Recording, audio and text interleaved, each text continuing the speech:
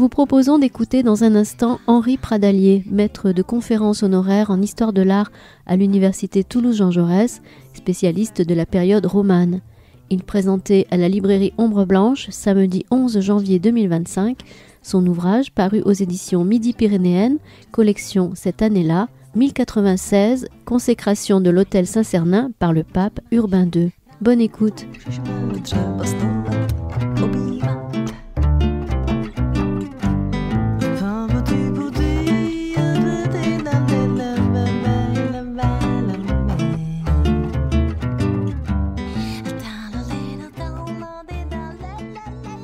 Bon, si vous le voulez bien, puisque c'est l'heure et qu'on n'a pas de raison d'attendre le quart d'heure toulousain, tout le monde est là présent, on va commencer cette rencontre avec Henri Pradalier. Et tout d'abord, permettez-moi de vous souhaiter mes meilleurs vœux au nom des éditions Midi-Pyrénéennes qui ont édité le petit livre dont on va parler avec Henri Pradalier, et de remercier aussi la librairie Ombre Blanche qui nous accueille régulièrement. Alors pour ceux qui ne connaissent pas cette collection, rassurez-vous, je vais être très rapide. C'est une petite collection, vous voyez, de poche, qui repose sur une année, d'où son titre « Cette année-là à Toulouse ». Et autour de cette année et de l'événement important qui s'est produit au cours de cette année, eh bien, un historien de l'art, un archiviste, développe en quelque sorte à la fois le récit de l'événement, la contextualisation, mais aussi des effets de mémoire qu'il peut rester dans la cité toulousaine jusqu'à nos jours. Donc aujourd'hui, nous accueillons Henri Pradalier. Je pense que beaucoup d'entre vous ici le connaissent. C'est un historien de l'art qui a longtemps enseigné à l'université du Mirail, devenue depuis Jean Jaurès, et qui est un grand spécialiste notamment de l'art religieux au Moyen-Âge. Et c'est pour cette raison que nous avons ensemble convenu de faire un titre sur 1096, événement très important dans l'histoire de Toulouse, puisqu'on reçoit un pape, le pape Urbain II, qui vient, et là aussi c'est un élément important, pour consacrer l'hôtel de Saint-Cernin. Et donc, autour de cet événement, eh bien, Henri a fait un petit livre qui montre dans quel contexte général se produit cet événement. Alors tout d'abord, peut-être la première question, c'est un pape à Toulouse, on n'en a pas tous les jours, si je puis dire, qu'est venu faire Urbain II. Est-ce qu'il venait spécialement à Toulouse? Est-ce que c'était dans un autre contexte qu'il venait? Avant de répondre à la question, je voudrais commencer par une remarque liminaire en paraphrasant les derniers vers d'un sonnet de José María de Heredia à propos de la fuite des centaures devant Hercule qui les pourchasse. Le poème se termine par ce vers, parce qu'il a vu la lune allongeant derrière eux suprême épouvantail, la gigantesque horreur de l'ombre herculéenne. Alors, je vous félicite, je vous remercie d'être venu, parce que j'ai vu, moi, la gigantesque horreur de la photo pradaliérienne que vous voyez là. Et je trouve que vous avez eu beaucoup d'intrépidité de venir voir un truc pareil. Mais je suppose que c'est pas moi qui vous a attiré, mais le sujet. Donc, nous allons éviter de parler des horreurs et nous allons parler d'œuvres d'art. Bon, alors, Didier, qu'est venu faire le pape? Oui, alors, le pape n'est pas venu à Toulouse spécialement pour consacrer Saint-Cernin et sa table d'hôtel. Sa présence à Toulouse s'explique parce qu'il passe à Toulouse, 2 fois d'ailleurs, à l'occasion d'un périple d'1 an qu'il fait en France. Alors j'utilise le mot de France qui est impropre pour le XIe siècle, mais disons dans des territoires qui se trouvent à l'heure actuelle dans les limites de la France. Ce voyage, il le fait pour plusieurs raisons. D'abord, il ne peut pas être à Rome parce qu'il y a un antipape à Rome qui s'est installé et qui tient la ville, Clément III. Ensuite, il évite toutes les terres d'empire, du Saint-Empire romain germanique, parce que l'empereur germanique avec lequel il est en conflit soutient également l'antipape qui est à Rome. Donc il y a des zones géographiques de l'Europe qui lui échappent. Tous les États pontificaux, toute l'Espagne musulmane, tout le Saint-Empire romain germanique, et il est également en conflit avec le roi de France qui a été excommunié parce qu'il est devenu bigame entre-temps, aux yeux de l'Église, puisqu'il a répudié sa première femme, il en a épousé une autre alors que le divorce n'existait pas. Donc le périple qu'il fait est un périple qui est assez restreint géographiquement, puisqu'en gros c'est la vallée du Rhône, une partie de la Bourgogne jusqu'à Cluny. Ensuite, il part en direction de l'ouest dans ce qu'on appelle aujourd'hui les pays de la Loire, c'est-à-dire il va jusqu'au Mans, Solesmes, Sablé, Tours, alors il fait l'Anjou, le Maine, le Poitou, il arrive à Bordeaux, il suit la vallée de la Garonne et il arrive à Toulouse au mois de mai 96, au début du mois de mai 96. De Toulouse, il fait un saut à Moissac et revient à Toulouse. Et ensuite, il part vers Nîmes, Cavaillon, Apt et il rentre en Italie. Donc c'est un long périple. Et en chemin, il ne faut pas oublier, le 27 novembre 1095, il s'arrête à Clermont, aujourd'hui Clermont-Ferrand. Et c'est là qu'il lance le fameux appel à la croisade, qui lance la première croisade. Alors, voilà. Qu'est-ce que vous avez comme question, mon cher? Eh bien, mon cher ami, j'en ai préparé quelques-unes.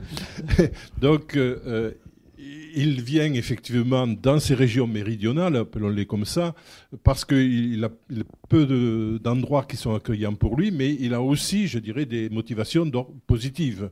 Il a une volonté aussi de réorganiser notamment l'Église dans le contexte de la réforme grégorienne, pour aller vite. Oui, exactement. La raison première du voyage, c'est pas de prêcher la croisade. La raison première du voyage, c'est d'imposer la paix de Dieu et la trêve de Dieu. Et en même temps, de résoudre les conflits qui surgissent entre clercs et laïcs. Et provoquer également la restitution par les laïcs des biens qu'ils ont usurpés à l'Église. On leur impose de faire ce que l'on appelle, c'est le mot juridique, des déguerpissements. C'est-à-dire vous restituez ce que vous avez volé. C'est ça qu'il vient faire. Et en troisième lieu, si on peut dire, il va lancer un appel à Clermont pour aider l'empereur byzantin, qui a envoyé des ambassadeurs, à lutter contre les Turcs qui se sont emparés d'une partie importante de l'Empire byzantin après la bataille de Manzikert de 1071. Et accessoirement, il dit, et en même temps, on pourrait libérer les lieux saints. Et alors là, ça provoque un enthousiasme incroyable dans la foule qui est massée devant lui, qui le dépasse un petit peu. D'ailleurs, il est surpris du succès de l'appel. Et à partir de ce moment-là, il dit, tiens, ça marche, on va continuer. Et donc, pendant toutes les autres étapes de son voyage, puisqu'il est arrivé en août 95 en France, l'appel de Clermont est de fin novembre, donc de fin novembre à août 96, qui est le moment où il repart en Italie, il a le temps effectivement à ce moment-là d'inciter les gens à aller combattre les infidèles. Alors on n'emploie jamais le mot de musulman. On parle des sarrasins, des infidèles, des mécréants, mais le mot de musulman n'est jamais utilisé par le pape ni par qui que ce soit à l'époque. En Espagne, on les appelle les agarani, c'est-à-dire les descendants d'Agar, la servante d'Abraham qui a été chassée avec son fils Ismaël dans le désert. Donc c'est les infidèles, les sarrasins, les mécréants que l'on veut convertir ou repousser. Et alors, donc, si ceci se situe au niveau des populations et des autorités locales qui reçoivent le pape, c'est une opportunité aussi pour notamment lui faire bénir un certain nombre de lieux sacrés. Alors, d'abord, je voudrais en dire un mot sur la paix de Dieu et la trêve de Dieu. La paix de Dieu, contrairement à ce qu'on croit, ce n'est pas l'interdiction de la guerre. C'est la volonté de moraliser la paix et la guerre, c'est-à-dire d'imposer à ceux qui font des guerres privées et de château à château, de seigneur à seigneur, qui ravagent les récoltes, qui tuent des paysans, qui volent les paysans, c'est de leur imposer de respecter certaines règles. Il y a une moralisation. On fait la guerre, on a le droit de faire la guerre, mais pour des causes justes. Donc la cause juste, c'est lutter contre un hérétique, par exemple, partir à la croisade, se défendre si on est attaqué. Mais on ne se lance pas comme ça dans des raids pour aller piller 2 ânes, 3 cochons dans les fermes qui se trouvent autour du château. Ça, c'est interdit. Et ce n'est pas l'Église qui va faire respecter ces règles. La papauté... L'idée n'est pas de la papauté d'ailleurs. L'idée de la paix de Dieu, elle est née d'un concile qui s'est tenu à Charroux à la fin du Xe siècle et qui avait pour but justement d'empêcher ces guerres privées et meurtrières. Et donc la papauté prend si vous voulez, le train en marche et elle impose finalement aux autorités locales de faire respecter cette règle. Ce ne sont pas les clercs qui vont la faire respecter. Alors par contre, s'il y a des seigneurs qui ne respectent pas et qui sont des récidivistes ou des multirécidivistes, à ce moment-là, on peut les frapper, on peut frapper leurs terres d'interdit, c'est-à-dire qu'ils n'ont plus le droit de célébrer aucun office et s'ils meurent, ils sont sûrs de ne pas être enterrés religieusement, ce qui fait craindre l'enfer, ou bien on les excommunie carrément. Donc, il y a un dernier recours, l'Église peut imposer en quelque sorte une sanction à caractère spirituel. Mais le respect de la paix de Dieu, c'est les autorités compétentes qui doivent faire respecter la paix de Dieu. Et ça va finir au début du XIIe siècle par cette paix de Dieu va devenir la paix du roi. Parce que c'est le roi qui va le faire appliquer et c'est une occasion pour lui de prendre aussi le pouvoir sur les seigneurs locaux. Ensuite, il y a la trêve de Dieu. Alors ça, c'est autre chose. Là, c'est l'interdiction de la guerre pendant certaines périodes. Alors les périodes, c'est l'Avent, qui dure selon les périodes de 22 à 28 jours avant la Noël, et toute la période pascale, c'est-à-dire le carême, 40 jours. Donc ça fait déjà, mettons, 65 jours par an qui sont interdits, mais il est interdit également de se battre du mercredi soir au lundi matin. Ça fait de longs week-ends de tranquillité. Du mercredi soir au lundi. Donc on peut se battre le lundi, le mardi, le mercredi. Évidemment, vous imaginez que ce genre de règles n'a pas été largement respecté et qu'il y a eu des débordements. Mais c'était une tentative pour limiter et surtout des guerres locales, essentiellement. Voilà, c'est ça qu'il vient imposer.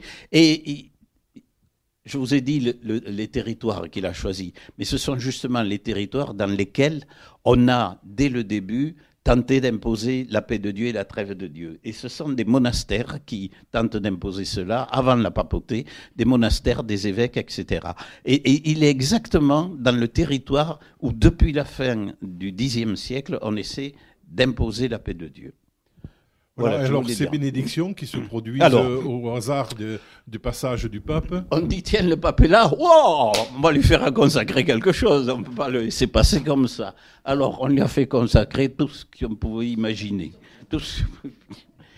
Un tas de pierres préparées pour la construction de l'église, un cimetière que l'on venait d'ouvrir, un terrain qu'on venait d'acheter pour y construire une église, ou bien, qu'est-ce qu'on lui a fait? Alors, à Limoges, ils ont dû récupérer une vieille table d'autel qu'ils avaient reçue de Narbonne 60 ans avant, qui devait être posée dans un coin par là. Vite, ils la mettent en place pour que le pape la consacre. Je ne sais pas dans quel monastère, ils changent la table d'autel qui a été consacrée quelques années avant pour que la nouvelle table d'autel soit consacrée par le pape. Et alors, il y a des endroits où ça va quand même plus loin que la simple consécration d'un tas de pierres d'un terrain. À Carcassonne, c'est les pierres qui sont prévues pour la construction de la cathédrale Saint-Nazaire qu'il va bénir. Mais il est des cas où il consacre alors des édifices en construction. Là, c'est beaucoup plus sérieux, plus la table d'autel. C'est le cas à Toulouse. C'est le cas à Cluny également. Alors là, ce sont des cérémonies quand même d'une autre ampleur parce que La consécration du monument lui-même est une longue cérémonie assez compliquée. Enfin, on en dira peut-être un mot tout à l'heure. Quel est l'état de Saint-Cernin à ce moment-là? Ça, je le montrerai à la fin. Bon. Si on a le temps. Bon. Alors, tu me perturbes là. Je l'ai sur les photos. Bon, alors en tout cas, il serait peut-être intéressant de décrire un peu Toulouse à ce moment-là, parce que Saint-Cernin n'est pas dans la cité. Alors, voilà. C'est le bourg et ça pose des problèmes de conflits d'autorité, Absolument. aussi bien politique que religieuse. Absolument. Il arrive quand même, le pape arrive dans un contexte politico-religieux extrêmement tendu à Toulouse. À Toulouse, la ville est divisée en deux, si l'on peut dire. Il y a la cité, qui remonte à l'époque romaine et dont les limites passent à travers la place du Capitole actuelle. La place du Capitole, elle était en partie dans la cité et en partie dans le bourg. La rue du Thor était dans le bourg, c'est-à-dire hors la cité, en dehors de la cité. Et dans le bourg, s'est développé, autour du cimetière romain qui était hors la ville, s'est développé le culte de Saint-Cernin, puisqu'on a trouvé son corps, évidemment, dans le cimetière. Et donc on a commencé à élever un petit édicule au IVe siècle, puis une basilique au début du Ve siècle.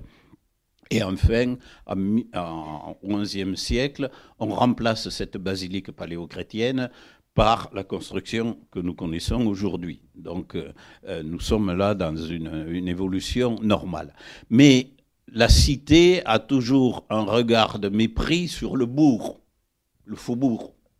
Ouais, c'est comme aujourd'hui quand on parle de Saint-Cyprien. C'est là-bas, de l'autre côté. Rive gauche. Donc, il y a un certain mépris, mais le bourg, et surtout Saint-Cernin est riche. Saint-Cernin est riche parce que les pèlerins affluent sur la route de Compostelle depuis le début du XIe siècle et laissent de l'argent.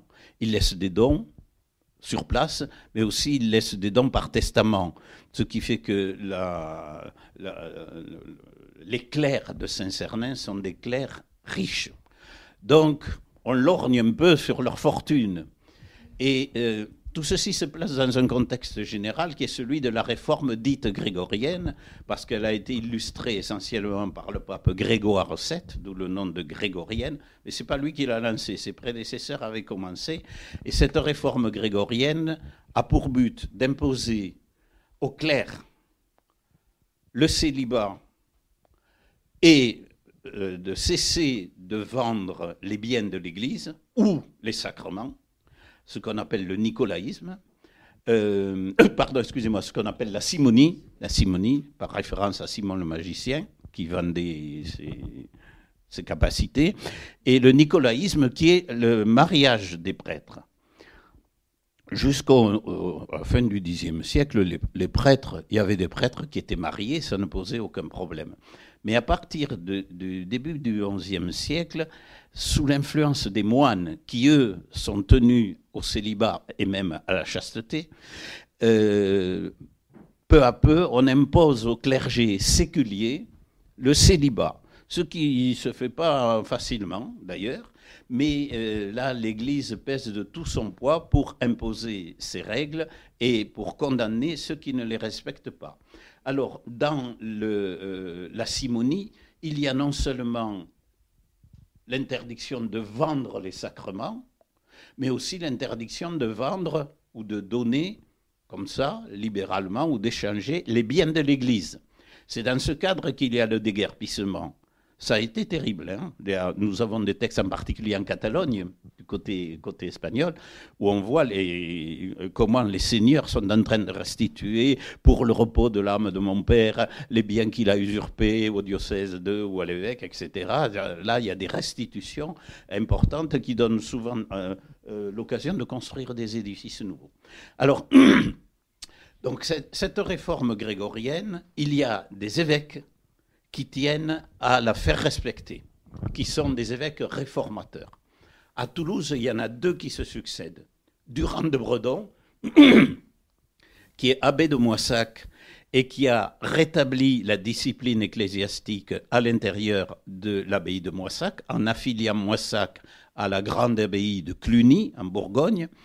Et il devient, tout en restant abbé de Moissac, il devient évêque de Toulouse, où il impose là aussi, à l'intérieur de cet immense diocèse de Toulouse. Le diocèse de Toulouse est immense à l'époque.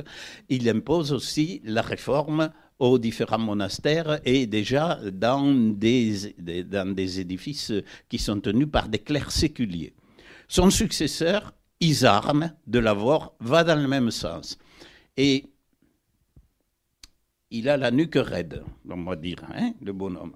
Donc, il impose à ses propres chanoines, à la cathédrale, à Saint-Étienne, à la cathédrale de Toulouse, la réforme. Ça se passe mal, parce qu'il est obligé de les visser un peu, parce que la réforme, ça impose aux chanoines de vivre en commun, de manger en commun, de réciter les heures en commun, comme les moines. Plus de célibat. Ça fait beaucoup de changements, parce qu'on n'avait pas l'habitude d'avoir des règles aussi strictes. Mais il réussit à plier les clercs de sa cathédrale et d'en faire un chapitre des chanoines. Les clercs de Saint-Cernin sentent venir le vent. Ils se disent, il va nous coincer.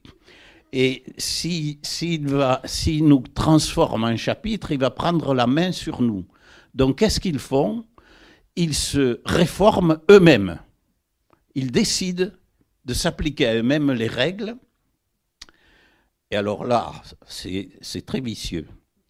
Ils envoient au pape Grégoire VII une lettre signée de l'évêque, disant que l'évêque est d'accord, disant que l'évêque dit « Je suis d'accord pour que les chanoines de Saint-Cernin se réforment eux-mêmes ». C'est un faux sur lequel ils vont vivre et qui va finir par payer au bout de 40 ans, qui va finir par payer parce qu'ils vont obtenir en quelque sorte la liberté par rapport à la gestion épiscopale. Isard n'accepte pas ça, évidemment. Il sait que c'est un faux. Donc, il décide, en 1082, il dit, bon, c'est comme ça, je vous chasse. Il chasse les nouveaux chanoines de Saint-Cernin et il les remplace par des moines de Moissac.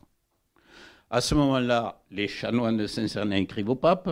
Et là, l'évêque, voyez ce qu'il nous a fait. Alors, l'évêque a en plus pris les clés du tombeau de Saint-Cernin. Il interdit aux gens d'aller jusqu'à... Sauf s'ils y vont, les bénéfices seront pour lui. Et il a également interdit... il a mis le séquestre sur tous les biens des chanoines. Donc, ils sont ruinés, quoi. Alors, ils écrivent au pape. Le pape, Grégoire VII toujours, c'est un des prédécesseurs d'Urbain II. Le pape répond qu'il prend sous sa défense et tutelle les chanoines de Saint-Cernin. Et il intime à Isarne de rendre les clés et de restituer les biens aux chanoines. Et en même temps, Hugues de Cluny, l'abbé de Cluny, demande aux moines de Moissac de quitter Saint-Cernin et de revenir à Moissac. Le coup avait déjà réussi, par contre, à Notre-Dame d'Adorade. À Notre-Dame d'Adorade, Isarne avait chassé les clercs et les avait remplacés par les moines de Moissac qui sont restés jusqu'au bout. Des moines, ensuite, c'est devenu un prieuré de Moissac. Voilà comment se passent les choses. Alors, la situation est tendue, parce que quand le pape arrive, en 1096, on en est toujours là. Il y en a un qui dit « vous n'avez pas le droit » et les autres qui disent « ah oui, mais nous, on est sous la protection du pape ». Et les comtes de Toulouse dans cette affaire ? Alors, les comtes de Toulouse, ils sont du côté de la cité. L'évêque et le comte habitent la cité. Donc, ils ont des intérêts communs contre le bourg. Alors, des intérêts communs et contradictoires à la fois. Alors, l'intérêt commun, c'est de mettre la main sur Saint-Cernin. Pour l'un, le comte, récupérer une partie des bénéfices, et pour l'autre, imposer la réforme. C'est-à-dire que là, de ce point de vue-là, leur vue concorde en quelque sorte. Il faut mettre Saint-Cernin au pas.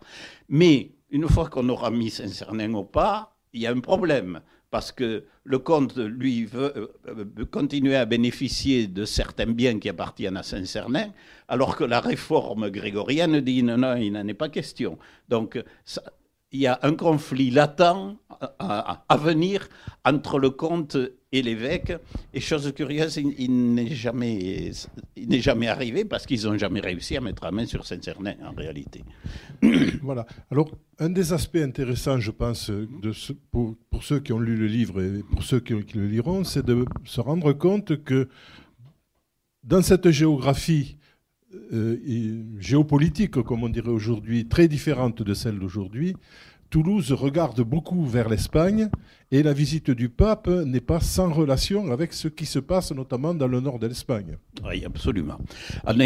On est donc, n'oublions pas, dans la prédication de la première croisade vers les lieux saints.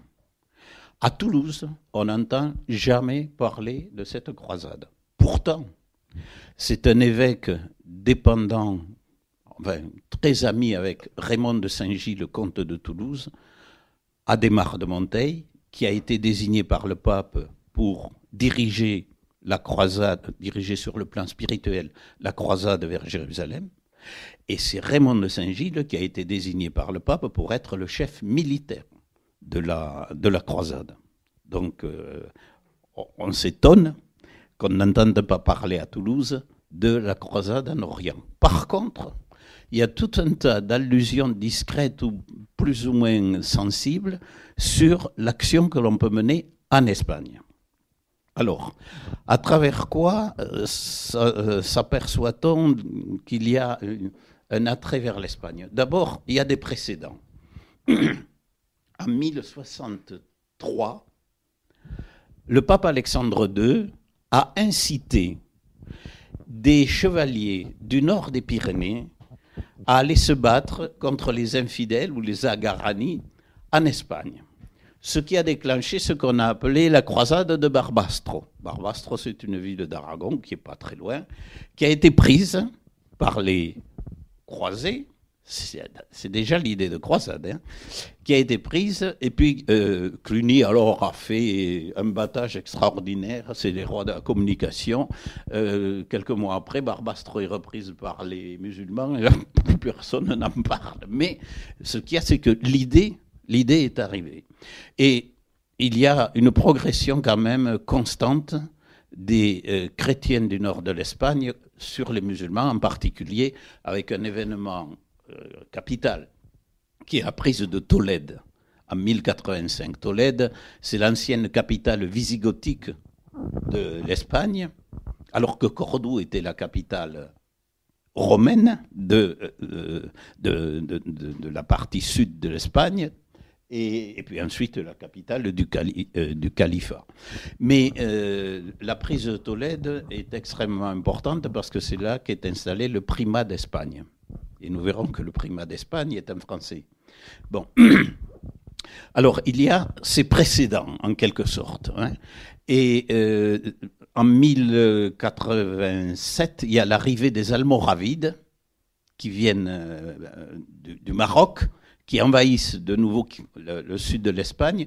Et à ce moment-là, les chrétiens ont assez peur, les chrétiens d'Espagne, et on demande encore à des gens venus du Nord d'aller lutter. Et Raymond de Saint-Gilles, le comte de Toulouse, y va, en 1087, sans grand succès d'ailleurs. Mais ce qu'il faut voir aussi dans cette affaire, c'est qu'il y a une forme de colonisation de l'Aragon, en particulier, par des Toulousains. Enfin, pas des Toulousains, des gens venus du Toulousain, ce qui expliquera d'ailleurs les rapports stylistiques entre Toulouse et Jaca, qui sont très, très, très étroits. Mais bon, c'est pas notre sujet, ça. Alors, on disait quoi, à part ça? J'ai fait une digression, là, non? Voilà. Non, mais c'est la mise en relation de la présence du pape avec, justement, ces événements qui se passent en Espagne vis-à-vis des musulmans.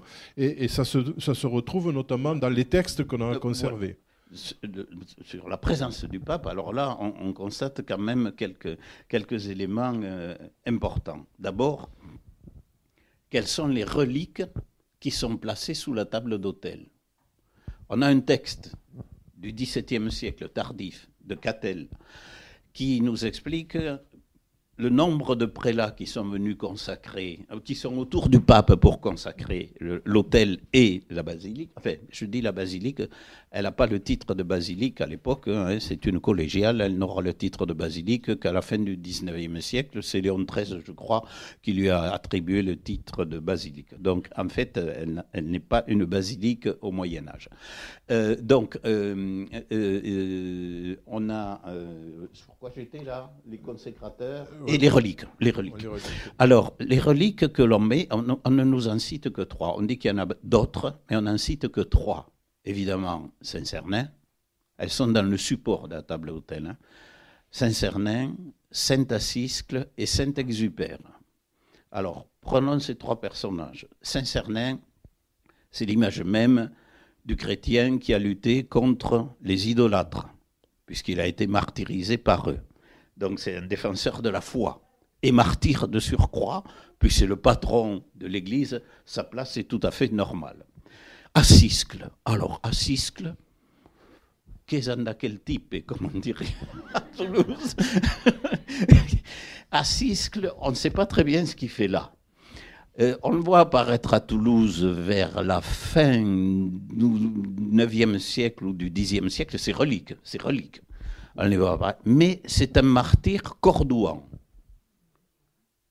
Mais ce n'est pas un martyr des musulmans, c'est un martyr des Romains. Il a été probablement martyrisé avec sa sœur Sainte-Victoire, martyrisé par les Romains lors de la grande persécution de Dioclétien en 303 après Jésus-Christ. Et que font ces reliques à Toulouse? Ça reste assez mystérieux. Peut-être elles ont été données dans le cadre d'un tribut. Vous savez, quand on remportait une victoire, on demandait un tribut au vaincu. Et dans les éléments du tribut, il pouvait y avoir des reliques. On pouvait demander des reliques. Alors, est-ce que c'est ce qui s'est passé? Toujours est-il quand même qu'il est assez significatif que les gens qui citent les reliques qui sont placées dans le socle citent Saint-Cernin, Assiscle et Exupère et nous disent et multi alii, et de nombreux autres, sous-entendu, bon, on s'en fiche, ils ne sont pas importants, alors que les 3 là sont apparemment importants. Et d'ailleurs, lorsque Isarne a mis le séquestre sur les biens de Saint-Cernin, on cite l'autel de Saint-Assiscle, l'autel de Saint-Cernin et l'autel de Saint-Assiscle. Alors, je ne sais toujours pas comment Saint-Assiscle est arrivé là, mais le fait que ce soit un cordouan martyrisé laisse supposer qu'il y a... qu'on sous-entend quelque chose du côté de Cordoue, qui, ne l'oublions pas, est la capitale du califat, a été la capitale du califat, ne l'est plus à l'époque, puisque le califat est tombé, mais a été la capitale du califat. Et le 3e, c'est Exupère. Alors, Exupère, c'est un défenseur d'abord de la ville. Et c'est le 2e patron de Toulouse après Saint-Cernin, Exupère, parce qu'il a protégé la ville contre l'arrivée des Vandales, des Alains et des Huns, probablement par une négociation payante, mais il a évité la prise de la ville et l'invasion de la ville par les barbares. Ce que nous appelons les barbares, et que nous appelons ça les invasions barbares, nous, les Romains, tandis que les Allemands, ils parlent de la grande migration des peuples. C'est pas tout à fait la même façon de concevoir les choses. Bon, donc, les barbares n'ont pas pris Toulouse, mais surtout, la référence à Exupère dans le cadre de la consécration, c'est qu'il a lutté contre un hérétique qui s'appelle Vigilance, qui prônait justement des idées qui étaient absolument contraires dès le 5e siècle, au 5e siècle, qui était absolument contraire aux idées de la réforme grégorienne. Donc lui, on met l'accent sur lui, sur Vigilance, qui de surcroît, chassé par Exupère, est allé se réfugier où? En Espagne. Donc il y a là aussi des allusions discrètes à l'Espagne à travers les 3 personnages, les 3 reliques que l'on met dans le socle de la table d'autel. Voilà. Et également, les évêques présents ont aussi des relations avec l'Espagne. Alors là, il faut que je prenne ma science écrite, doctus cum libro. Donc, les évêques, oui. Les prélats consécrateurs, il y en a 16. Et sur les 16, on en cite 6 Là aussi, c'est assez significatif. Alors, le premier qui est cité, c'est Bernard de Sédirac. Alors, Bernard de Sédirac, je vais vous donner son curriculum vitae quand même. Alors, il a été envoyé en Espagne par l'abbé de Cluny, c'est un clunisien, c'est un moine clunisien au départ. Il a été envoyé par l'abbé de Cluny, Hugues de Semur, le plus grand abbé de Cluny, pour implanter en Espagne la réforme clunisienne. Et en particulier, il a été nommé abbé du monastère de Sahagún, en Castille, qui est le Cluny de l'Espagne. Donc il joue un rôle très important dans l'implantation de la réforme clunisienne et aussi, il faut le dire, de la liturgie romaine. Car il y a en Espagne à ce moment-là une liturgie qui n'est pas du tout celle de Rome, qui est la liturgie visigothique, dont il ne reste que quelques bribes qui sont célébrées dans 2 chapelles d'Espagne, une chapelle de la cathédrale de Tolède et la chapelle de Talavera du cloître de la cathédrale de Salamanque, mais et qui ont été d'ailleurs trafiquées au XVIe siècle. On a un peu perdu cette liturgie qu'on appelle d'ailleurs visigotico-mozarabe. Bon, je ferme la parenthèse. Donc, il impose aussi donc cette liturgie romaine. Et c'est lui qui, en 1085, devient archevêque de Tolède, primat d'Espagne, qui rentre à cheval et les armes à la main dans la mosquée et qui la transforme en cathédrale, malgré les promesses faites par le roi aux musulmans en leur disant « on ne touchera pas à la mosquée ». Mais là, on voit... bon. Donc, c'est un vigoureux partisan du rejet des mécréants. Et il en profite aussi en tant que primat d'Espagne pour peupler tous les nouveaux diocèses qui se créent au fur et à mesure que la reconquête avance, de prélats français, ce qui posera des problèmes plus tard avec les Espagnols qui auront parlé de ces prélats français et de ceux qui les ont soutenus, qu'on appelle les afrancesados, et qui sont des évêques aussi qu'on souhaite voir changer par des indigènes, si je puis dire. Ensuite, autre point qui est intéressant concernant Bernard de Sédirac, c'est que, et Urbain II, c'est que lorsqu'il a voulu partir à la croisade à Jérusalem, Urbain II l'a relevé de son vœu, il lui a dit non, pas question, vous restez à Tolède pour gérer ça. Donc il y a Urbain II aussi, est extrêmement intéressé par l'Espagne. Deuxième prélat consécrateur important, c'est Amat. Amat, évêque de Laurent, moine clunisien, lui aussi, Urbain II est un moine clunisien aussi, hein, à l'origine, ne l'oublions pas, c'est des copains tout ça. Donc, il est évêque de Laurent, et puis il a été légat apostolique, donc représentant du pape en Espagne, et il devient archevêque de Bordeaux. Et alors qu'il est archevêque de Bordeaux, c'est lui qui va procéder en 1097, c'est-à-dire quelques mois après la consécration de Saint-Cernin, qui va procéder à la transformation de la mosquée de Huesca en cathédrale, qu'il va consacrer lui-même en cathédrale. Donc là aussi, nous avons un prélat qui a une imprégnation très forte sur les progrès des chrétiens en Espagne. Et le troisième, c'est un rouergat, Pierre d'Andouc, qui est un moine de Conques et qui va devenir évêque de Pampelune, où il introduit la réforme clunisienne et la réforme grégorienne également. La réforme clunisienne, elle touche les moines. La réforme grégorienne, elle touche tout le monde, le clergé séculier et le clergé régulier.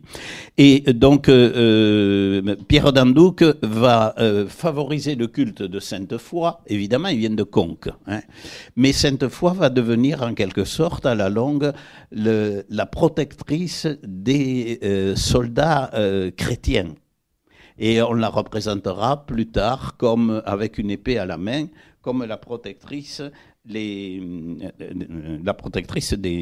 combattants chrétiens et leur patronne. Alors, il faut ajouter Géraud de Cardaillac, qui est l'évêque de Cahors, qui est cité par d'autres sources que Catel comme présent à la consécration de l'autel.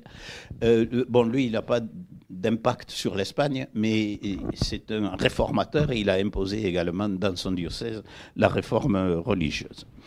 Et enfin, signalons qu'un des membres qui est dans la cour d'Urbain II, va être envoyé comme légat en Espagne. C'est un cardinal qui s'appelle Régnier de Bieda, qui est envoyé par Urbain II en Espagne pour réorganiser tout le territoire autour de Tarragone après la reprise de Tarragone, le réorganiser d'un point de vue chrétien, hein, créer des archidiaconés, des archiprêtrés, etc.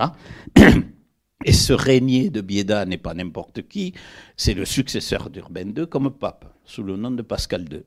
Donc vous voyez qu'il y a une attirance vers l'Espagne, un regard tourné vers l'Espagne très très net de la part d'Urbain II et des gens qui l'entourent. Alors je termine, il y en a un dont on ne nous parle pas à cette consécration, Izarn, l'évêque de Toulouse.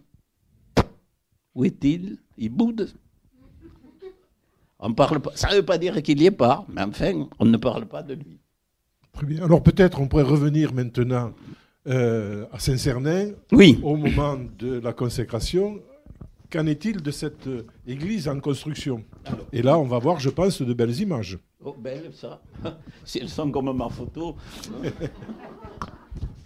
Bon, alors oui, quand le pape arrive à Saint-Cernin, l'église est en construction.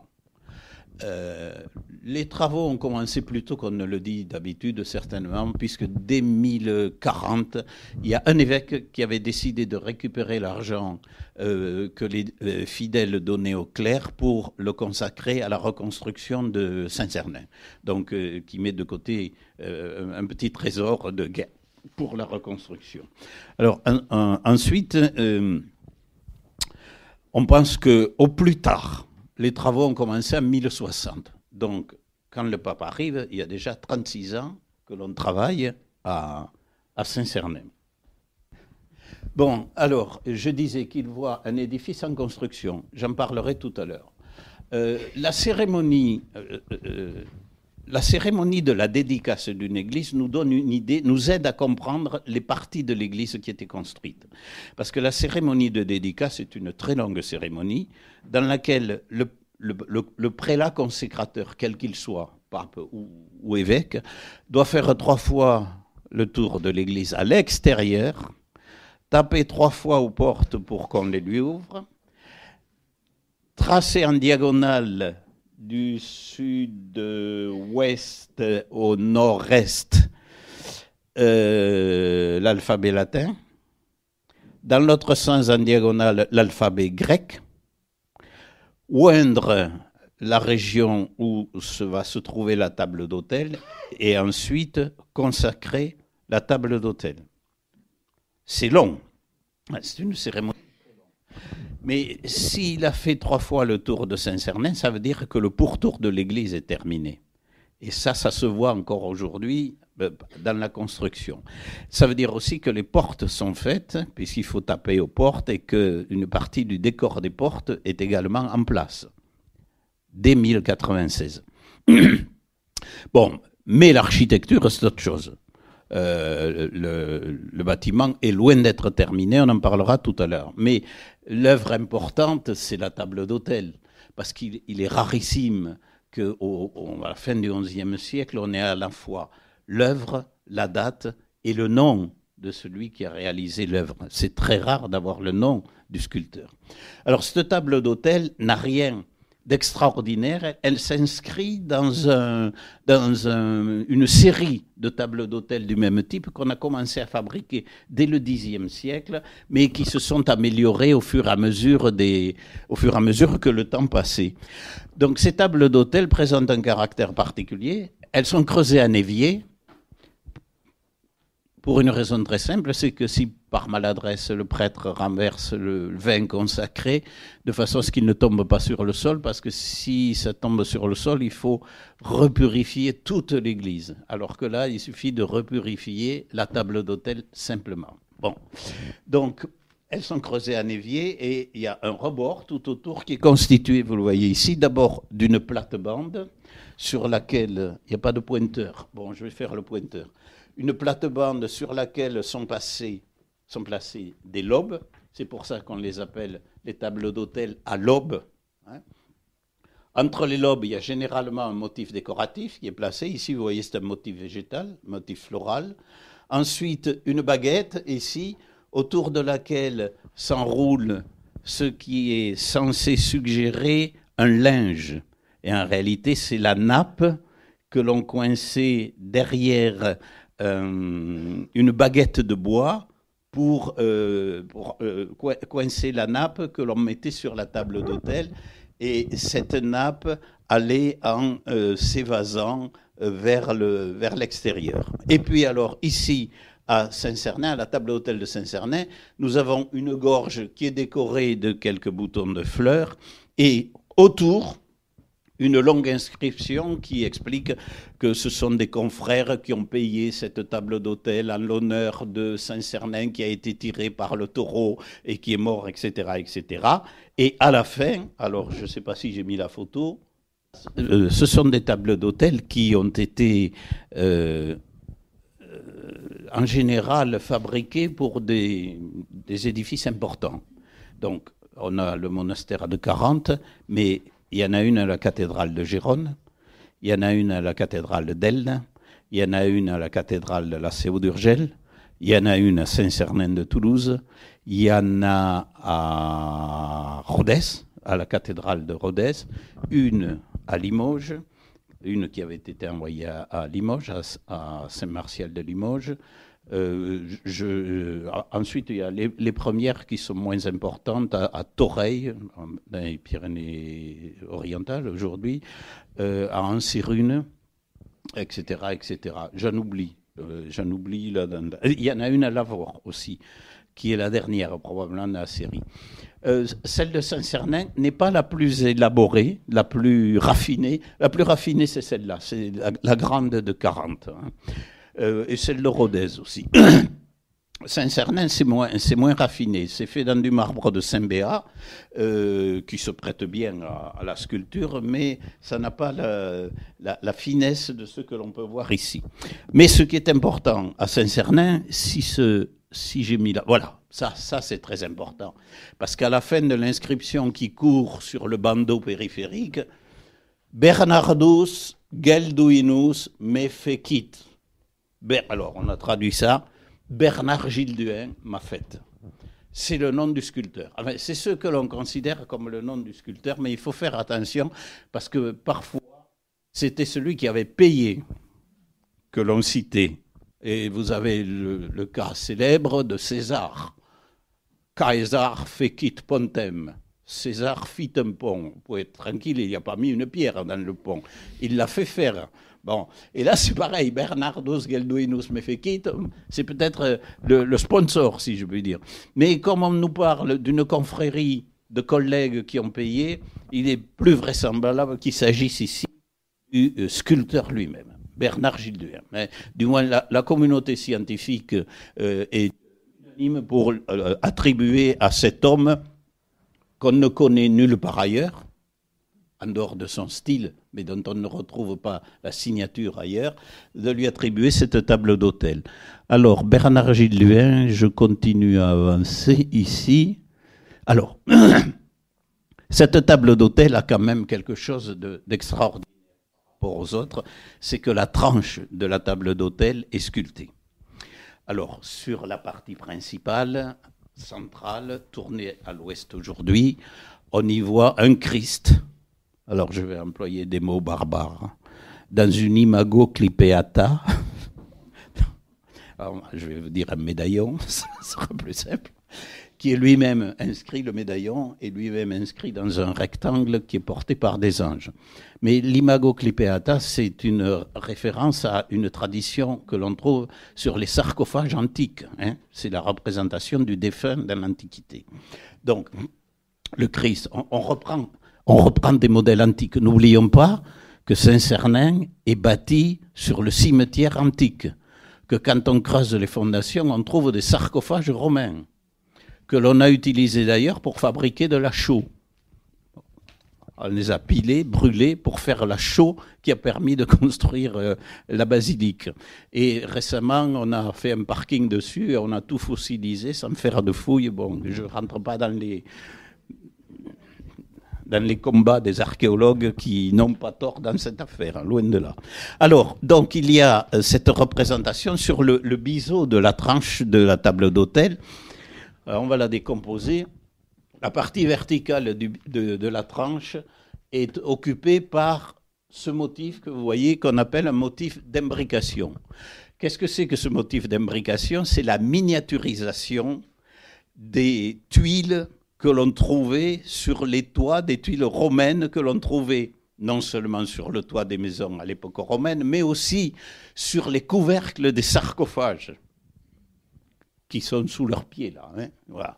Donc on a miniaturisé ce type de motif pour en faire un élément décoratif. Et puis au-dessous, nous avons donc une scène qui représente un Christ jeune, imberbe. C'est un Christ hellénistique, ce n'est pas le Christ sémite qui est barbu en général. Là, le modèle, c'est Orphée ou Apollon. Hein. Ce n'est pas le roi des Perses. Donc, nous avons un modèle donc gréco-romain, en réalité, hein, donc antique. Il est en train de bénir de la main droite. Il est donc entouré et pris dans une imago climpeata qui est décorée de perles et pirouettes, d'une corde, et qui est inscrite dans un rectangle décoré de perles. Ce rectangle est emporté par deux anges qui, vous le voyez, détournent la tête. Alors, le style de Bernard Gilduin.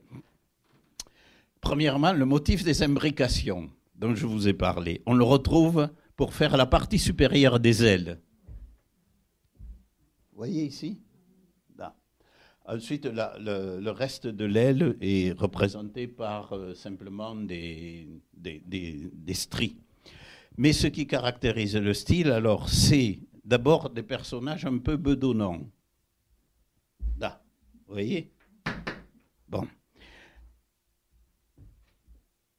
Souvent, ils ont une chevelure qui est peignée vers l'arrière et qui se retourne en boucle. Et puis, alors, ce qui est caractéristique et qui est un élément fondamental du style de Bernard Gilduin, c'est ce que l'on appelle les plis pincés, dont certains se terminent en virgule. Donc, et qu'est pas ça? Ils vont rayer cet élément? Non, mais qui se permet ça? Qui ose? Bon, là, c'est plus difficile de vous décrire, évidemment, planifier le redémarrage. Bon, ça y est, je suppose que la technique nous lâche.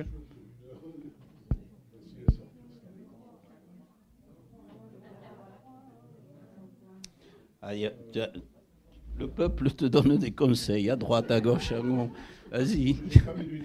Ah, en plus, c'est le bateau ivre. Restez là, jeune homme, parce que... Bon. Pas plus? Ah bon, d'accord. Bon, alors on me dit de me presser. Alors je vais me presser à toute vitesse pour vous dire donc les plis pincés. Donc c'est comme si on pinçait le pli. Vous les voyez très bien. Et souvent, ce n'est pas le cas sur ce personnage, il se termine en virgule. Donc on appelle ça le pli pincé en virgule, c'est la marque de fabrique de Bernard Gilduin que l'on retrouve sur la plupart de ses œuvres. Alors avançons rapidement. Tu m'arrêtes, parce que je peux parler. Oula, bon, vite. Alors il y a 3 personnages qui sont incontestablement du style de Bernard Gilduin. Ce sont ces 3 plaques qui se trouvent dans le déambulatoire de Saint-Cernin, qui représentent le Christ. Alors, si je veux faire le savant, je vais vous dire que c'est le Pantocrator dans une main d'or, le bénissant de la droite, etc. Donc, un Christ glorieux, bénissant de la droite, qui porte le nimbe crucifère, hein, qui est dans une main d'orle. Donc, c'est la gloire que vous voyez autour de lui, cantonné des 4 symboles des évangélistes, et de part et d'autre, le chérubin et le séraphin qui proclament Sanctus, Sanctus, Sanctus, le 3 fois saint. Et nous retrouvons là alors toutes les caractéristiques du style de Bernard Gilduin, avec les plis pincés en virgule. Alors là, vous les avez, vous voyez, qui se terminent en virgule. Le visage assez... une bouche un peu boudeuse, des yeux aveugles, des joues un peu fortes, toujours le personnage bedonnant. Mais si vous regardez ici celui qui est à gauche, pardon, qui est le chérubin, le profil, c'est une médaille romaine. C'est un profil de médaille antique, avec la chevelure à l'antique. Donc, il ne fait pas systématiquement des cheveux peignés avec l'arrêt au milieu. Il est capable de faire d'autres types de chevelure. Alors, il est vraisemblable que ces trois personnages qu'on a là, le Christ, le chérubin, le séraphin, étaient placés, c'est une reconstitution qui a été proposée par Ton Lyman, servaient de devant d'autel. Vous avez la table d'autel ici, et devant, il y avait ces trois personnages. Alors, il y a d'autres sculptures dans le déambulatoire, plus grandes, que Lyman a replacées ici, vous voyez, à l'entrée d'une pseudo-crypte, mais on n'est pas sûr que ces sculptures, ces autres sculptures, qui ne ressemblent pas toujours au style de Bernard Gilles de Hain, viennent de Saint-Cernin. Parce qu'au moment de la Révolution française, lorsqu'on a détruit les églises, on a récupéré une partie des œuvres d'art, on les a stockées dans certains endroits, et puis après la signature du Concordat en 1803, elles ont été restituées, ou 1805, je ne sais plus, elles ont été restituées, mais un peu n'importe comment, parce qu'on avait perdu la mémoire de l'endroit d'où elles venaient. Donc à Saint-Cernin, on sait qu'il y en avait 5, et il y en a 7 aujourd'hui. Donc, en restituer d'autres à cet emplacement est un peu hasardeux. Par contre, la reconstitution de la table d'autel avec le devant d'autel colle très bien, surtout pour la hauteur et la largeur des personnages. C'est tout à fait acceptable. Alors, hop, voilà, bon, un détail, on avance. Alors, quel monument le pape a-t-il vu? Vous avez ici, avec les couleurs, l'état d'avancement des travaux. Quand il arrive en 1096, c'est la partie verte qui est réalisée. C'est-à-dire, tout le chevet. Alors, on appelle chevet, je fais du vocabulaire là parce que j'en ai assez d'entendre appeler ça le cœur. On appelle chevet toute la partie qui est à l'est du transept. Et dans le chevet, il y a le chœur, mais il y a aussi l'abside, il y a le déambulatoire, il y a les chapelles rayonnantes. Hein. Tout ça n'est pas le chœur, c'est le chevet. Le chœur, c'est ça, simplement. Alors, tout ce qu'il voit, terminé, c'est ce qui est en vert. C'est-à-dire quand même le chevet, la croisée du transept et le transept, les trois travées orientales de la nef jusqu'à la voûte, et puis alors ici, par contre, juste le pourtour de la basilique, c'est pour ça qu'il peut faire le tour, pour la consécration, et frapper aux portes, ici et ici, hein, pour qu'on lui ouvre. Ensuite, ultérieurement, entre 1110 et 1120, on construit ces parties-là, qui sont en jaune pointillé, et enfin, au XIIIe siècle, il y a la surélévation gothique du clocher, et l'achèvement des parties occidentales de la nef. Le chantier a traîné à partir des années 1120-1125 parce que les chanoines ont construit leurs cloîtres et leurs bâtiments conventuels qui ont tous disparu. Ils étaient du côté du lycée Saint-Cernin. Donc voilà ce que le pape a vu. Alors nous avons quelques images. Ce qui est caractéristique, alors ce que je vous ai montré sur ce schéma, nous le retrouvons dans la construction.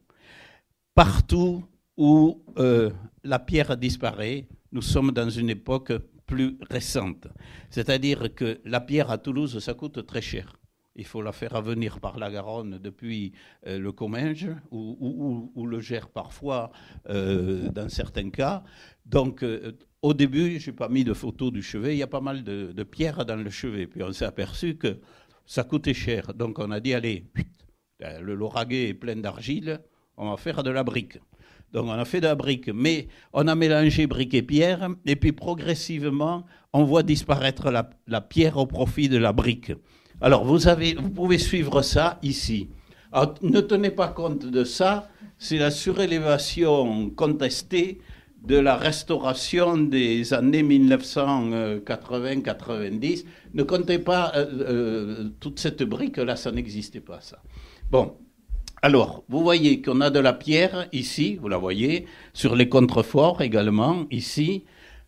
Mais si vous continuez à avancer, vous vous apercevez que la pierre ici commence à disparaître et qu'à partir d'un moment, je pense que c'est la photo suivante, même les colonnes sont en briques. Ça c'est une vieille photo d'avant-restauration. Ouais, ben, ça ne dit pas grand-chose, ça. Hein. Bon, je vais en faire une autre. J'ai mieux, non? Ah, oui. Donc, voyez ici, vous voyez la disparition progressive de la pierre. Vous voyez la pierre ici, puis là, il y en a encore un peu, puis là, il n'y en a plus du tout, aux fenêtres. Et ici, nous avons de la pierre jusqu'à ce niveau. Et nous l'avons ici aussi sur la partie ouest. Hein, ça, c'est la façade. Hein, c'est le côté sud de la façade ouest. Là, la cassure est très nette hein, entre la partie construite à l'époque, disons, 1096, et puis la partie terminée ultérieurement. C'est là. À l'intérieur, alors, nous avons aussi des points de repère. C'est toujours pareil. C'est la disparition progressive de la pierre au profit de la brique. D'abord, ce que l'on sait, c'est qu'en 1096, les trois travées orientales de la nef sont faites. D'ailleurs, elles ne sont pas identiques aux autres. Vous regardez les arcs doubleaux qui sont ici, ce sont des arcs doubleaux à double rouleau, double épaisseur. À partir de là, c'est un doubleau simple. La pierre monte ici jusque dans les arcs doubleaux. Mais au fur et à mesure que l'on va vers l'ouest, la pierre monte de moins en moins haut. J'ai pas mis trop de photos. Vous voyez, ah oui, vous voyez ici, les arcs doubleaux dans les parties occidentales sont beaucoup plus légers que les arcs doubleaux des parties orientales. Ensuite, pour faire vite, si je suis trop lent, voilà, alors je voulais vous montrer la façade occidentale. On vient de la restaurer, de la nettoyer, et on a évidemment fait découvert la qualité d'une partie de la sculpture. Voilà, le même chapiteau avant et après. Alors ça, c'est une photo ancienne que j'avais prise il y a, je sais pas, 15-20 ans. Et voilà, après nettoyage, ce que ça donne. C'est quand même devenu beaucoup plus clair, beaucoup plus évident. Et pour terminer, la rose. C'est la dernière restauration de Saint-Cernin de Toulouse. C'est la rose qui a été inaugurée le 29 novembre dernier et qui a été placée ici, donc à la place de cette espèce de fermeture en polycarbonate blanc qu'il y avait là, et qui était totalement disgracieuse. Donc toute cette façade occidentale a été entièrement restaurée, et c'est une chose fort heureuse. C'est une façade occidentale qui a finalement beaucoup souffert, parce que c'est la dernière partie, c'est la partie la plus récente de l'église, on a terminé par là. Pendant longtemps, il y a eu une partie de la façade occidentale qui était complètement inachevée. Pendant longtemps, elle s'arrêtait ici. Et ça allait jusque-là. Ça date de 1927, cette partie-là, que vous voyez là, 1927. Et les sculptures, il y avait des sculptures qui étaient placées ici, qui ont complètement disparu, mais on en a des descriptions par Catel et par Nouguier au XVIe et au XVIIe siècle, avec peut-être la reine Pédoc. Peut-être, c'est à voir. Et là, vous voyez aussi la différence entre brique et pierre et la brique seule, qui montre les étapes de la construction. Bon, je vais dépasser les 3 minutes. Un petit peu. Bon. Non, c'est surtout pour permettre à l'assistance de poser quelques questions et d'avoir quelques compléments. Je précise que si vous souhaitez que l'on vous informe des autres publications de notre collection, on a presque une quarantaine de titres maintenant qui se rapportent à l'histoire de Toulouse, nous pouvons vous envoyer des informations quand les livres paraissent. Bien évidemment, si vous ne souhaitez pas mettre votre nom et votre adresse, il n'y a pas de problème. Donc, maintenant, la parole est à l'assistance pendant peut-être une petite dizaine de minutes. Et ensuite, Henri se fera un plaisir de vous dédicacer les livres que vous trouverez à la sortie. Est-ce qu'il y a quelques questions? Allô? Oui, ça n'a peut-être rien à voir, mais à un moment, vous parliez que le pape était là pour faire un rôle moralisateur dans la réforme et tout ça. Et est-ce que l'art qui était dans l'Église, ça joue un rôle dans cette volonté de moraliser? La quoi, là? L'art ou les sculptures ou... Ah. L'art est une occasion de faire passer un message... oui. Oui, je réponds oui. À la Porte des Comptes, à Toulouse, les thèmes qui sont développés sont ceux qui sont condamnés par la réforme grégorienne. On y montre en effet, je n'ai pas les photos là, on y montre l'histoire du mauvais riche et du pauvre Lazare. C'est-à-dire celui qui aime l'argent et qui a usurpé donc les biens de l'Église, va aller en enfer. Hein. On voit le mauvais riche qui est précipité en enfer alors que l'âme du pauvre Lazare est emportée dans une mandorle par des anges. Donc là, on montre ce qui va se passer pour les simoniaques, en quelque sorte. Et puis, dans la moitié gauche, parce que c'est une double porte, la moitié gauche, on a le châtiment de la luxurieuse et du luxurieux. Et là, ça s'adresse aux nicolaïtes, c'est-à-dire aux prêtres qui se marient.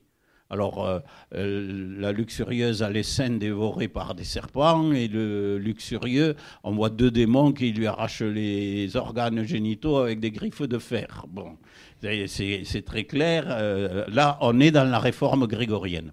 Et il y a aussi, à la porte Miégeville, la représentation de Simon le magicien. Alors, Simon le magicien, donc c'était un magicien, comme son nom l'indique, qui s'aperçoit qu'il y a de la concurrence. La concurrence, ce sont les apôtres qui font des miracles. Il se dit, je vais aller devenir copain avec eux, je vais apprendre leur tour de magie, et comme ça, je les vendrai et je me ferai de l'argent. C'est ça la simonie. Ça vient le terme de simonie et de simoniaque vient de Simon le magicien. Donc je vais me faire de l'argent avec ça. Mais Saint-Pierre s'aperçoit que ce Simon n'est pas... il n'est pas très catholique, si vous voulez, oui. Qui n'est pas très catholique. Donc, dans ces conditions, il décide de le chasser. Et Simon le magicien se rebiffe et lui dit, mais moi, si je me jette du haut d'une tour, mes anges viendront me porter et m'emporteront dans le ciel. Alors Saint-Pierre, il lui dit, banco. Banco. On y va. On construit une tour, ou pas n'importe où, à Rome. On prend un arbitre, pas n'importe qui, Néron. Et voilà mon Simon qui monte au sommet de sa tour. Et puis il se jette dans le vide. En effet, des anges arrivent pour le prendre en l'air. Puis au bout d'un moment, Saint-Pierre donne aux anges l'ordre de lâcher Simon le magicien. Alors, ils se transforment brusquement en ce qu'ils étaient en réalité, c'est-à-dire d'horribles démons qui se mettent à tirer une langue épouvantable parce que ils n'arrivent plus à supporter Simon le magicien, qui tombe au sol et se casse la jambe. Moindre mal. Bon. Eh bien, c'est représenté à la porte Miégeville. Ça, c'est représenté à la porte Miégeville. On a Saint-Pierre. Alors, Saint-Pierre, c'est la papauté, hein, n'oublions pas. Hein. Saint-Pierre, c'est le pape aussi. Donc, on a l'idée de la papauté. Et puis, au-dessous, il y a Simon le magicien sur une petite plaque qui montre sa jambe cassée. Et on a pu comprendre de quoi il s'agissait parce qu'il y a une inscription qui explique que c'est Simon le magicien. Mais il y a donc là aussi le projet moralisateur dont vous parlez, pas forcément dans le style, mais dans l'iconographie. Et là, c'est très, très, très clair, on condamne le simoniaque. Et avec une grande statue de Saint-Pierre, et de l'autre côté, il y a une grande statue de Saint-Jacques. Je n'ai pas parlé du pèlerinage à Compostelle, mais Toulouse est une des étapes fondamentales du pèlerinage à Compostelle. C'est la Via Tolosana, hein, c'est la plus ancienne de toutes les routes de pèlerinage, de toutes les grandes routes de pèlerinage, parce qu'elle évite le Pays Basque. Elle passe par le Somport et elle descend vers Raca, d'où les liens Toulouse-Raca, et elle passe au sud de la Navarre, parce que la traversée du Pays Basque est décrite dans le guide du pèlerin de Saint-Jacques de Compostelle comme une épreuve épouvantable où les Basques sont comparés à des animaux, à des singes ou à des ours, je ne me souviens plus, qui tuent les gens, qui les pillent. Il y a une description du Basque. L'auteur est probablement un Poitevin. Alors, les Poitevins sont beaux, intelligents, superbes, magnifiques. Les Saintongeais le sont un petit peu moins. Les Landais, alors c'est une zone difficile à traverser. Et quand on arrive chez les Basques, alors là, c'est horrible, absolument horrible. Bon, mais ceci étant, la traversée effectivement du Pays Basque était dangereuse. Donc, la plus ancienne des routes de pèlerinage évite le Pays Basque. Et c'est la route de Toulouse. Et après, les trois grandes autres, il y en a trois grandes, et la Via Podensis qui vient du Puy, la Via Lemovensis qui passe à Limoges et la Via Turonensis qui passe par Tours, elles se rejoignent au nord du Pays Basque pour que tout le monde passe en cortège, si je puis dire, en bande, et traverse pour se retrouver à Eunate, à côté de Eunate. Rappelez-moi le nom, j'ai oublié. Puente la Reina. Et de là, il n'y a plus qu'une seule route qui va à Compostelle, la route principale qui passe par Léon, le fameux Camino Frances, qu'il faut comprendre comme étant non pas le chemin des Français, mais le chemin qui relie l'Espagne au monde franc. Il faut le voir dans l'autre sens, le Camino Frances, pas dans ce sens-là, dans celui-là. Mais c'est la poutre maîtresse à partir de laquelle se développe bien sûr la réforme clunisienne vers le sud et la reconquête. Et c'est Cluny qui organise tout ça. Et n'oublions pas qu'Urbain II est un clunisien. Alors, pourquoi j'ai parlé de tout ça? Ah oui, à cause de Simon le magicien. Ok, donc il y a une volonté d'expliquer les choses. Et de l'autre côté, il y a Saint-Jacques, parce que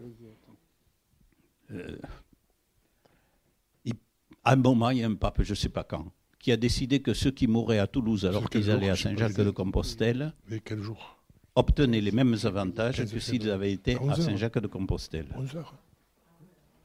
Alors, je crois qu'il y avait un cimetière des pèlerins qui était là juste à côté, sur le flanc sud de la basilique.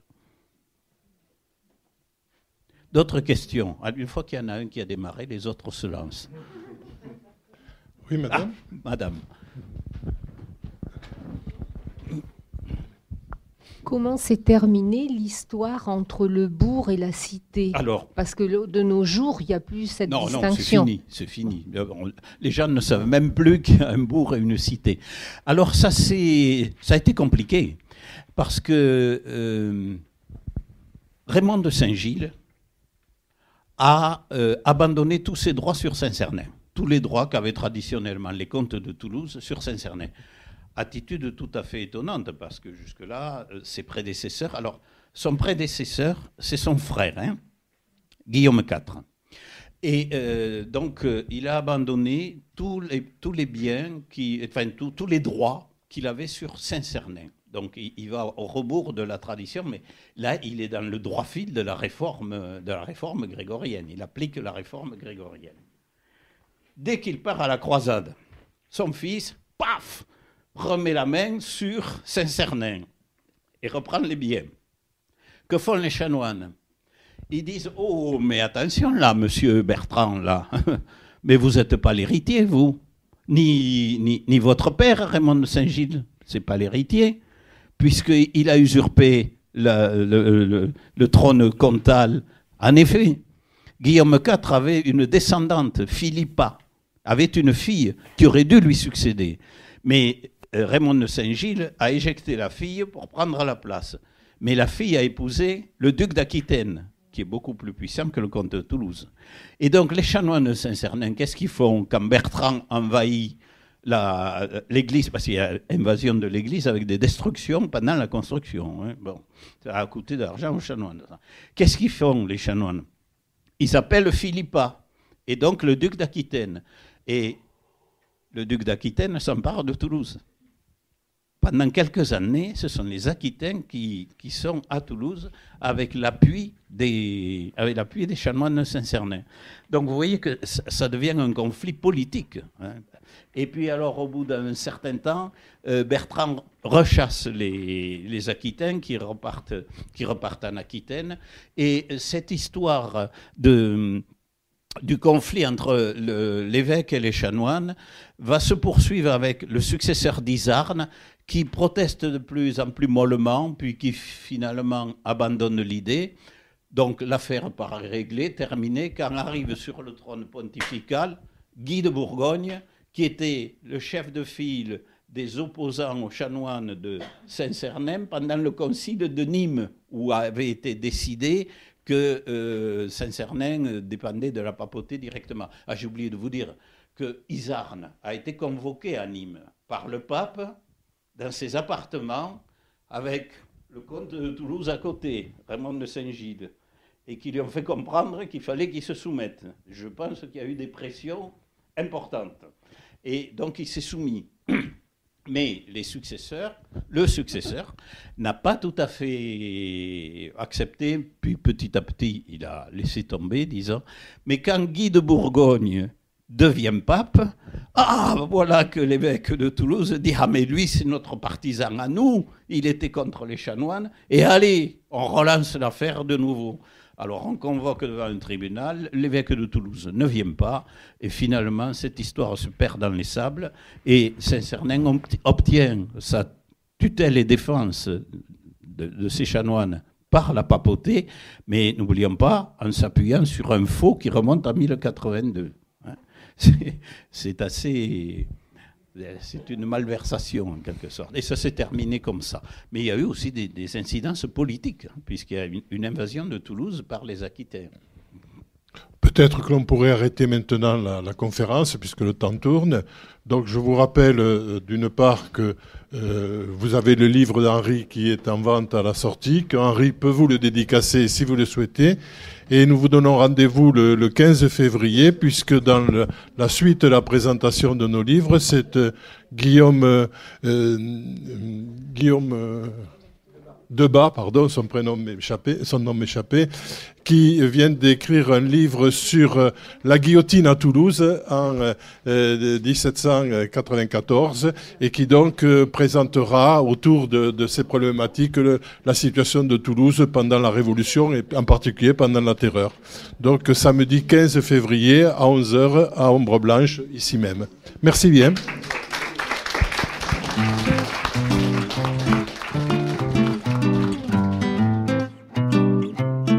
Vous avez pu écouter une rencontre avec Henri Pradalier autour de la publication de son livre 1096, Consécration de l'Hôtel Saint-Cernin par le pape Urbain II aux éditions Midi-Pyrénéennes, enregistré samedi 11 janvier 2025 à la librairie Ombre Blanche, réalisé et mise en onde par Radio Radio avec Radio Radio Plus et Radio Terre.